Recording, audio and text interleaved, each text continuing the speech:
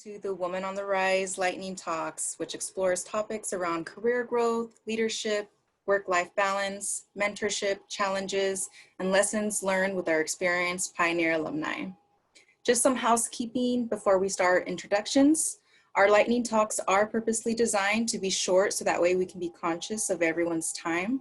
So we kindly ask that you submit any questions that you have via the Q&A tab at the bottom and vote those that you find the most interesting in having answered live.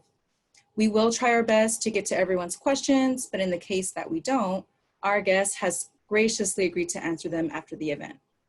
With those two things out of the way, my name is Marilyn Gracia from the Alumni Association Board, and I will be your moderator for this event.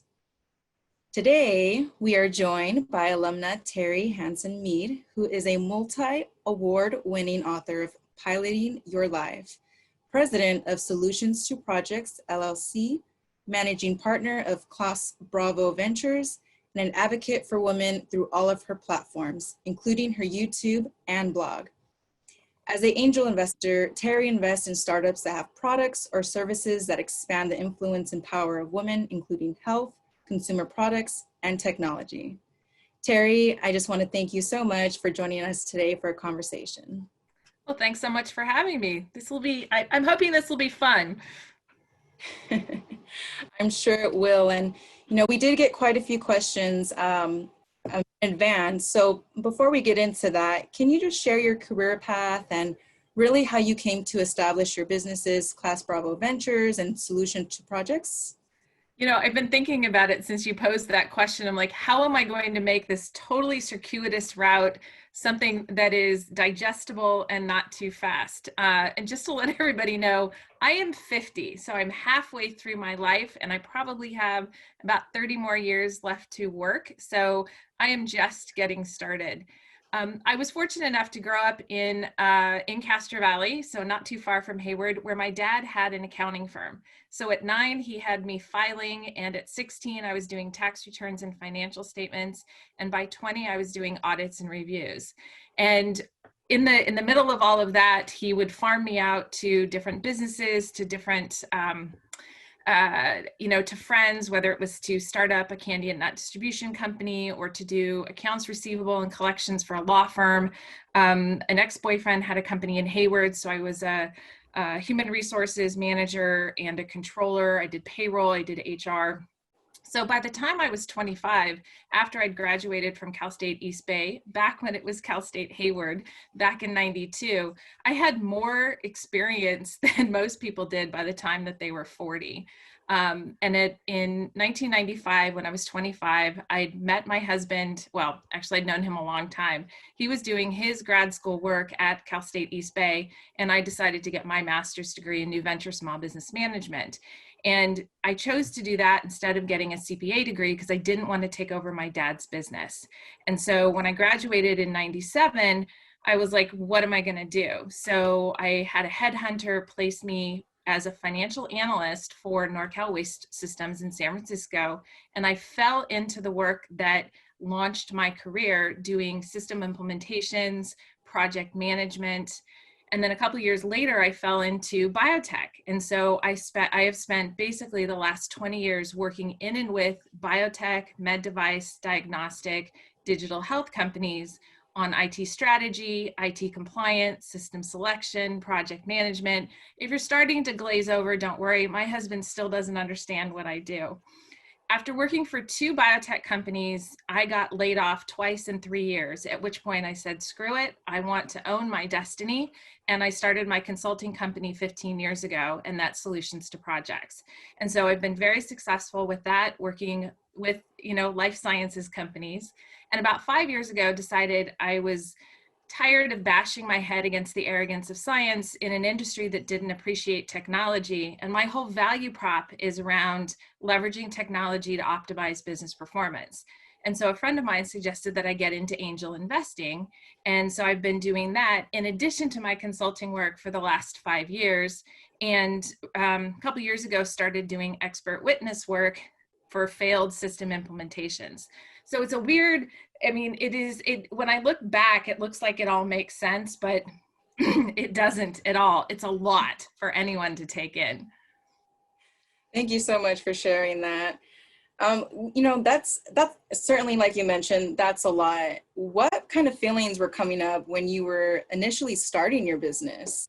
Well, it's so funny. So I started working with my executive coach, Bev, about 18 years ago. And I've worked with her on and off for the last, oh my gosh, 2 decades. And when I got laid off from the first biotech company in 2002, shortly after I had my first child, she suggested I open my own consulting firm and basically go out on my own. And I was like, nope. I worked with so many of my dad's clients who were family businesses, largely in the Hayward area. And I was like, hell no, I do not want to have that responsibility. I've seen what they've had in terms of payroll issues and employee issues. And I was like, no.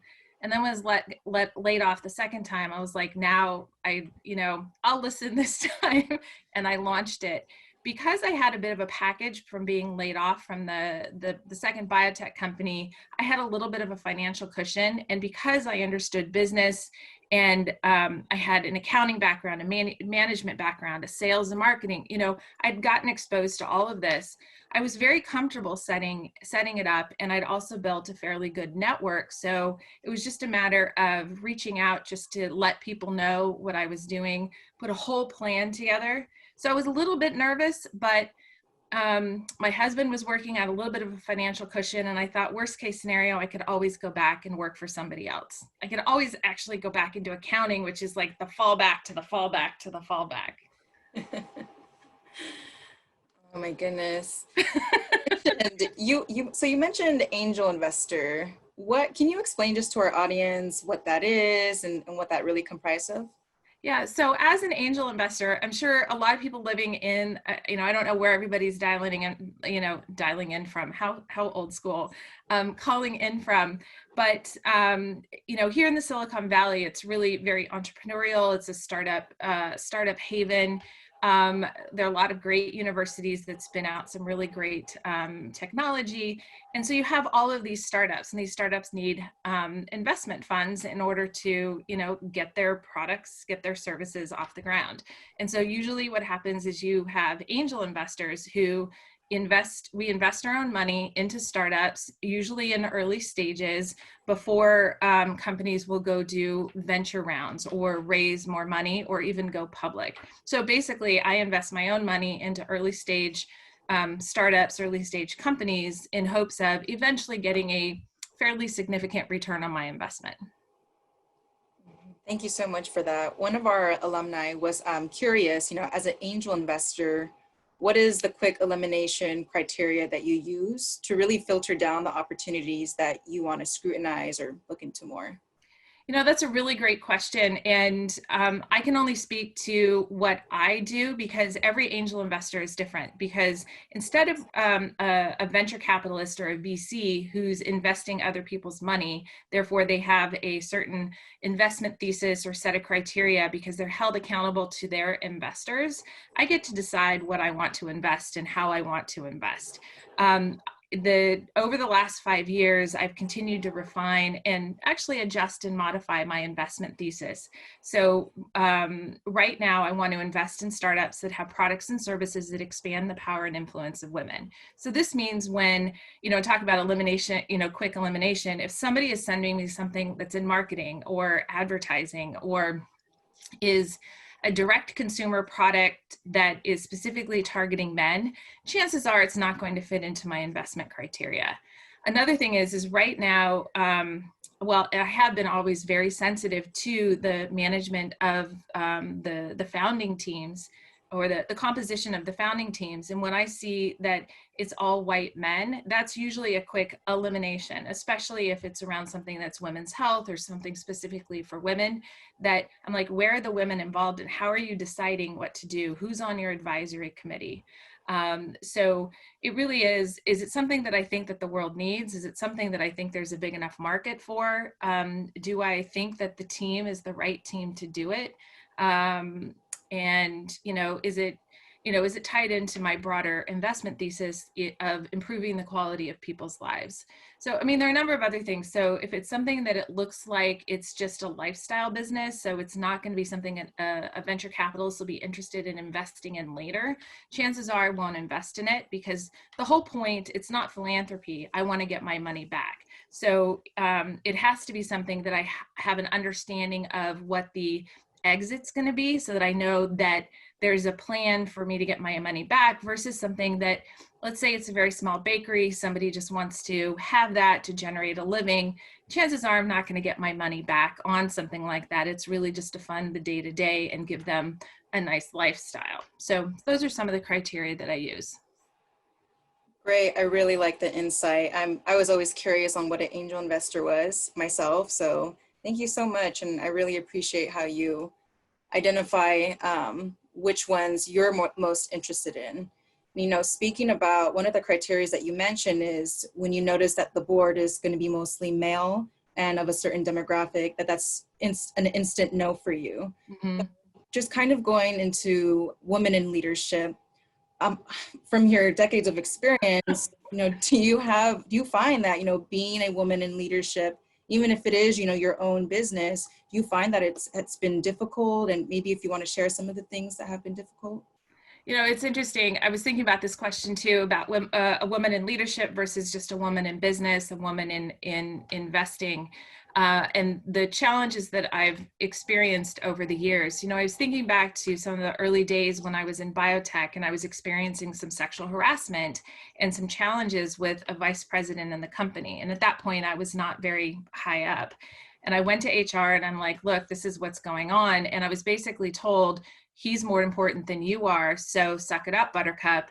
And in essence, I actually probably lost opportunities within that organization because I was seen as a troublemaker or a problem. And so I spent a lot of time trying to figure out how to navigate to, go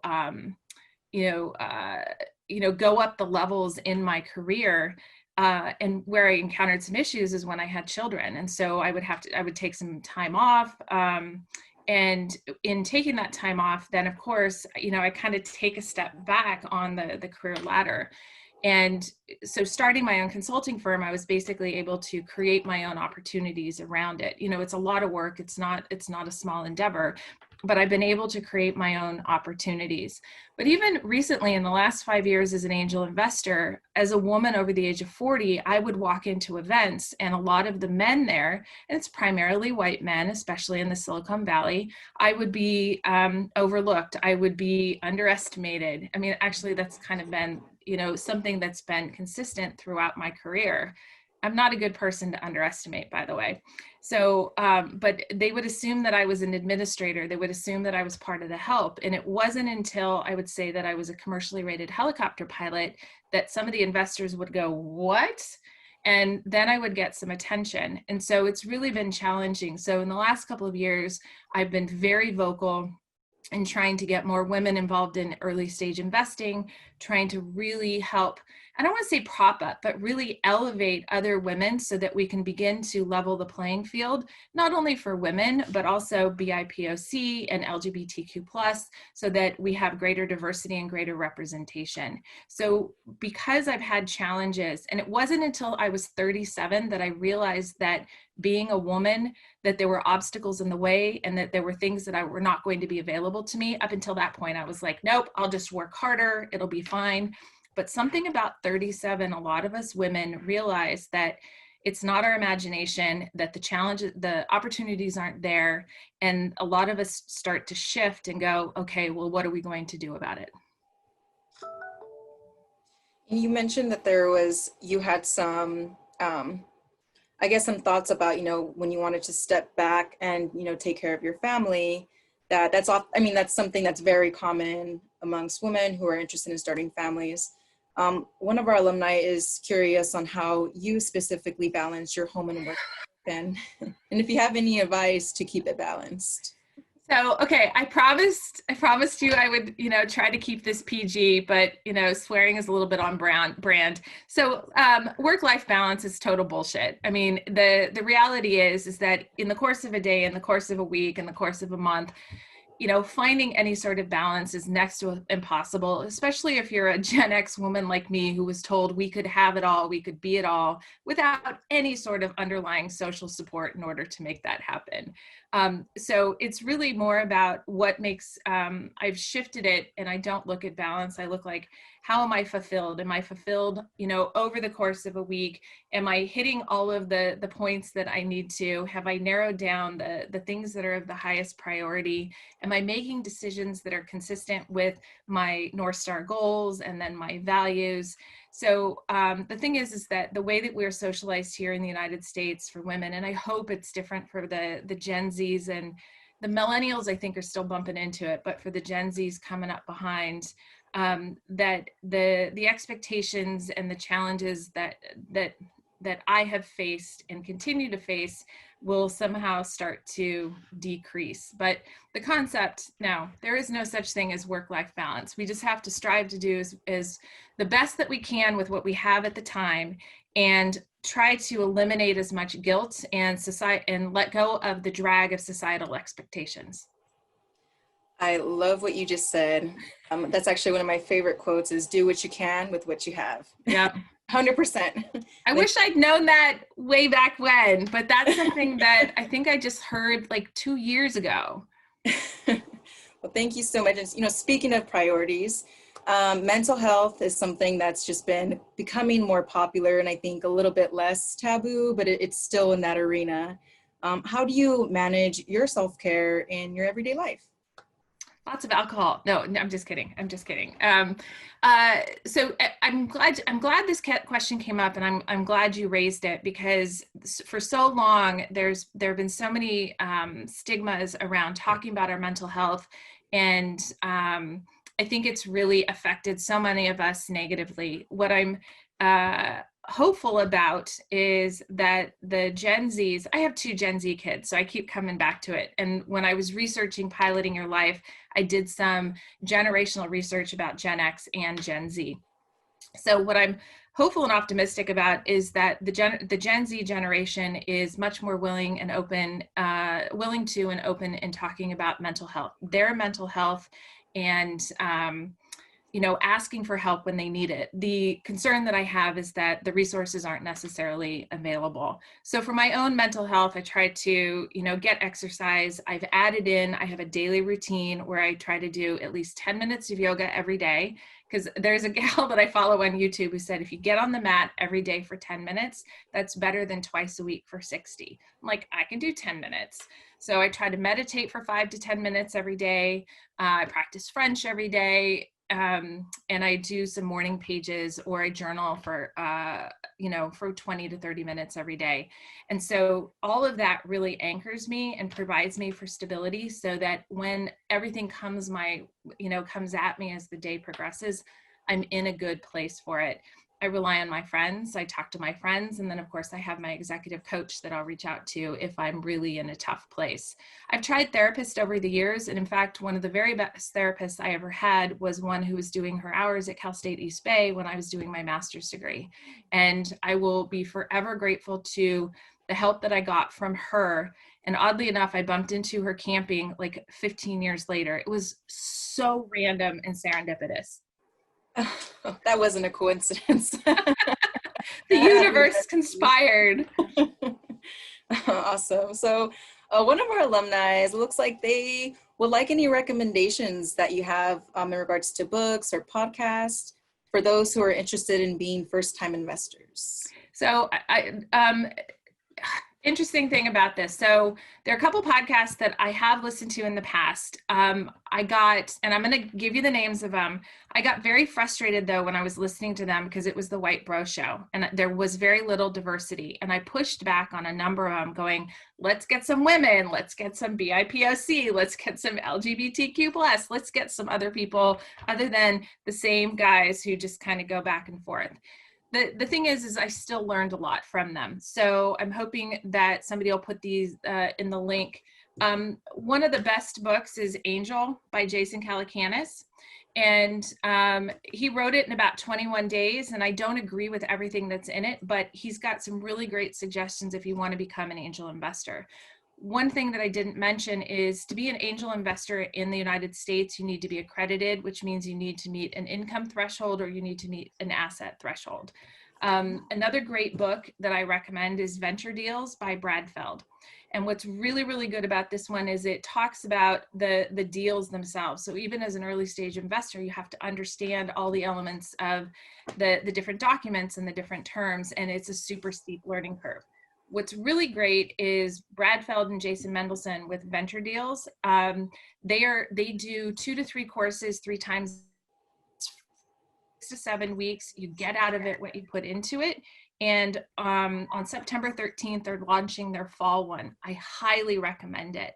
As for podcasts, there's one called The Pitch. It's from Gimlet Media. They go back and listen to past episodes. You can learn so much from it, and they tend to have diverse investors on the panel. So one startup will pitch their startup. So it's kind of like Shark Tank, but I hate Shark Tank, and so it's actually Shark Tank in real life. Another one is Jason has one called Angel the Podcast. That's good. Another one I learned a lot from was A16Z. Andreessen Horowitz is the VC behind A16Z. And then what was the other one that I had? The 20-minute VC with Harry Stebbings. I pushed back a long time ago on getting more diversity, and he said that women wouldn't go on. So that's a longer story. Well, thank you so much for sharing all of those books. I do see that they're being put in the chat. So if any of our guests are interested, feel free to check out those recommendations. I'm just going to move on to our next question. And it looks like someone was asking, in your introductory prompt, you describe yourself as being a reluctant wife. What are you reluctant about? Oh, my husband's watching this. I love you, honey. We've been married for almost 25 years, and we've known each other since we were 10. We met in the GATE program in Castro Valley, and then we went to junior high and high school together. We didn't decide to get married until we were 25, but being married for 25 years, it's a long time. And after reading a book called The New I Do, I realized that we don't talk enough about when we enter these relationships, about the expectations, about what we want out of them, and how we're going to do periodic check-ins to make sure that we're getting from it what we want. And I really wish that we had done that, because I think that would have set us up on a better path. Individuals change, drastically over a quarter of a century. I can't believe a quarter of a century. And so I just joke that I'm a reluctant wife. It's supposed to be just kind of tongue in cheek. He would probably say that he's a reluctant husband sometimes. So, but it's just, I think marriage is hard, and our society and the expectations and the imbalance around what women are expected to do versus men. And I'm talking about heterosexual relationships. So I can't speak to other relationships. I'm just speaking to my experience as a cis-het, white, privileged, educated woman. Great, thank you so much, Terri. You're like, where do I go with that? Well, right now, the pandemic has affected just millions of people across the country.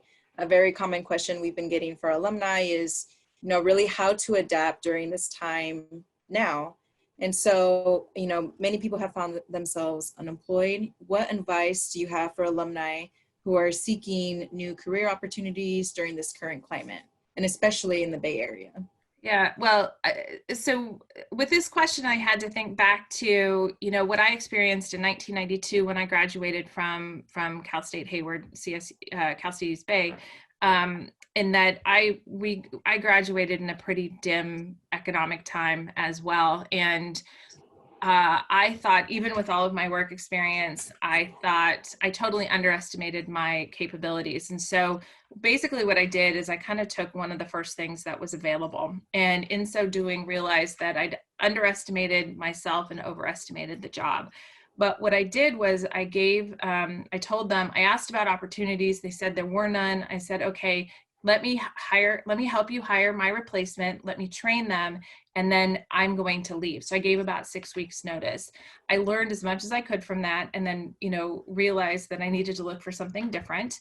And in so doing, built really good relationships and I didn't burn any bridges. And then what I did was I bounced around and I did some temp work and I tried some various different things. And each time I would be very opportunistic about taking advantage of the learning opportunity, taking advantage of where, the opening up of a path. I'm a huge proponent of the path will present itself, and being opportunistic, always wanting to learn more, always working probably way too hard. It was just like, well, what can I do with this next? And I think I'm hoping, what I'm trying to do with the question is, assuming that you can make enough money to cover your expenses, and maybe there's some sacrifices. If you're graduating right now, you don't have to have it all figured out. It wasn't until 5 years after I graduated from my undergrad with a master's degree that I figured out what I wanted to do with like the next 20 years of my life. And I think there's far too much stress and pressure on, 13-year-olds, 17-year-olds, 22-year-olds, and 25-year-olds to have it all figured out. And I think first thing is, don't stress. Do what you can, learn what you can, and then see what opportunities present themselves. But you don't have to have the perfect job straight out. And with the dim economic times, be creative about what opportunities you might take advantage of. And if you're a woman, do not underestimate yourself. Mm-hmm. And speaking of, you mentioned just now to not underestimate ourselves. One of our alumni is curious about if you have any advice for salary negotiations coming right out of college, or even maybe if someone is an entrepreneur and has their own business, do you have any advice as far as marketing their sales or their profit? Or yes. I'm going to speak to this specifically for someone who's graduating and negotiating their first salary. One of the things when I was doing the research for my book, Piloting Your Life, I read a book called Getting More of What You Want. And in this book, and it's by Margaret Neal, and I think she used to teach at Stanford. I think she's moved away. But one of the things, and this is really going to be for the women in the room, she said that with all else being equal, if a woman fails to negotiate her salary for the first job you receive, let's say you at $100,000, next to her male counterparts who receive $107,000, she will have to work 8 years longer than he does to have the same wealth at retirement. So if we fail to negotiate at each opportunity, then we are creating a longer and, a bigger and bigger gap. This isn't to ignore the men in the audience, but the other thing for women, I am ignoring the men in the audience. I'm just going to acknowledge that. But with women, unfortunately, when we do negotiate, we do suffer a likability penalty. So we end up having to balance this really fine line between asking for what we're worth and potentially suffering in terms of not being likable in the workplace. Thank you so much for that. I think that was definitely a mistake that I made. And sometimes we make decisions out of fear, and it shouldn't be like that, but unfortunately, I'm working on it. So I am too. Well, it looks like, we are running out of time. I just really quickly want to ask, what's one last piece of advice that you can offer to our audience today? Okay, so I prepared for this one too, and I'm going to read because I wanted to make sure this one I got right. So be bold, take some chances, don't underestimate yourself. The path will present itself, so be opportunistic. And my very favorite one is make failure your second favorite F word. I like the last one. And really quickly, if anyone wants to connect with you, how can they find you? Well, I'm hoping that you can find me on LinkedIn, and it's all under Terri Hanson Mead. So I'm on LinkedIn, I'm on Twitter. I have my YouTube channel, which is under Terri Hanson Mead. It's primarily targeting women, but I do have some men who watch it. Instagram and my website, terrihansonmead.com. So I am probably in way too many places. And then, of course, they can check out my book, Piloting Your Life, which today, celebrating the 1-year anniversary of Piloting Your Life. Super excited. Woohoo! Awesome. Terri, it looks like we did get a few questions in the Q&A chat. Let's see. Do you want me to just run through them really quick? Sure, if you wouldn't mind. It looks like the first one that we got is at the top. What do you think about investment apps? I don't know. I haven't used any. I've had a number of founders send me stuff, and I've taken a look at a couple of them, and it was like, yeah, no, this doesn't cover what I need. I have my own systems in place. So moving from what I do to other investment into something else is going to be hard. And as an angel investor, I'm not going to pay for something like that. I'd rather invest the money. Great. And I think some of the other questions we did answer, I think, in some of the previously asked questions. Yeah, tips on negotiating salary. Any tips to be more likable when negotiating? I don't know. For the women in the room, smile more. I'm just kidding. Please don't do that. I don't know. It's a matter of trying to find the company that is where the values are in alignment. And unfortunately, in down economies, you don't feel like you have the luxury of doing that. But I wouldn't. I wish I had some better. I don't know. I don't know. I'm sorry. I wish I had something better. And then somebody did ask about graduating at age 39 and trying to compete with younger graduates. I think it's a matter of spinning it around experience, willingness to contribute. I mean, really leverage experience coming in. I see a lot of women entering the workplace again after having children, and I coach them through, what volunteer experience did you do? What other things did you do that we can reframe the language around to position it to show that you have experience and it doesn't look like you did absolutely nothing. Because raising children, and especially right now with the distance learning and everything else, I think our society completely discounts what it takes in order to stay home with kids, be volunteers in the society and participate in the schools. And I think there's a way to reframe all of that to have value to an organization. Thank you so much for answering those live questions that came in during our talk. And with that last question answered, we are out of time. So Terri, I just want to thank you so much for joining us as our guest on today's Women on the Rise Lightning Talk, and for just sharing so much of your journey, your experiences, and your advice with your fellow alumni. Well, thank you for the opportunity. I think it's crazy that I'm a woman on the rise at 50, but as I said, I got 50 more years left to contribute to the society. Woohoo! Woohoo! And to our Pioneer alumni who have joined us this evening, thank you so much for joining the conversation.